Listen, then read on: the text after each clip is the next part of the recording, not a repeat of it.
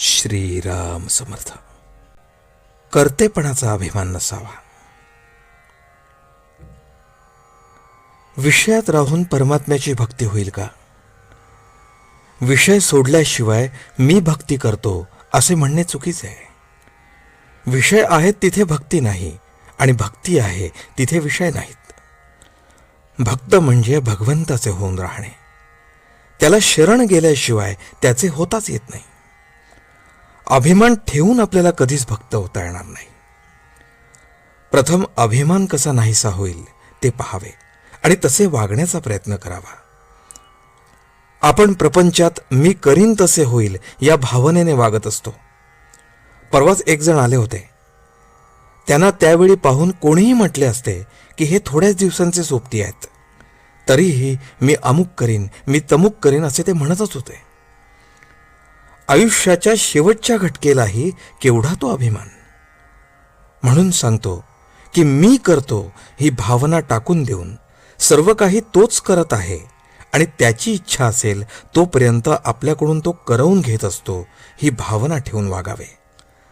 त्याप्रमाणे वागू लागले म्हणजे आपोआपच विषयाची आसक्ती कमी होऊ लागते. मी करता आहे ही भावना गेल्याशिवाय परमार्थ करता येणे शक्यच नाही.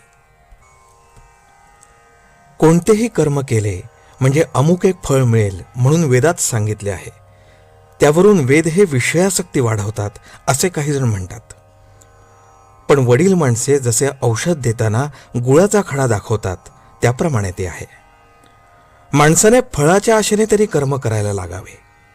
तो कर्म करू लागला म्हणजे आपोआपच फळावरची त्याची आसक्ती कमी होत जाते आणि पुढे अभिमान जाऊन मी करता नसून तोच करवीत आहे असे वाटू लागते.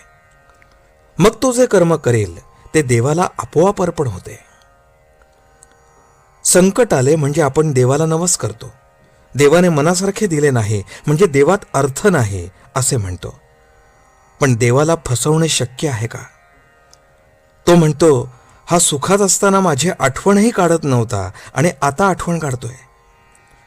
वास्तविक देवाने आपल्याला पावावे असे आपण काय केले? म्हणून केव्हाही देवाला फसवू नये, कारण देव फसला न जाता आपलीच फसगत होते. आपण प्रपंचासाठी रोज इतके काबाड कष्ट करतो, परंतु दिवसातून एखादा तास तरी देवाकरता खर्च करतो का हे आपल्याशीच विचार करून पाहावे. आजचे बोधवचन.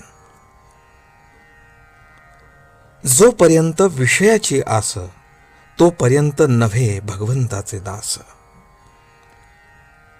जानकी जीवन स्मरण. जय जय राम.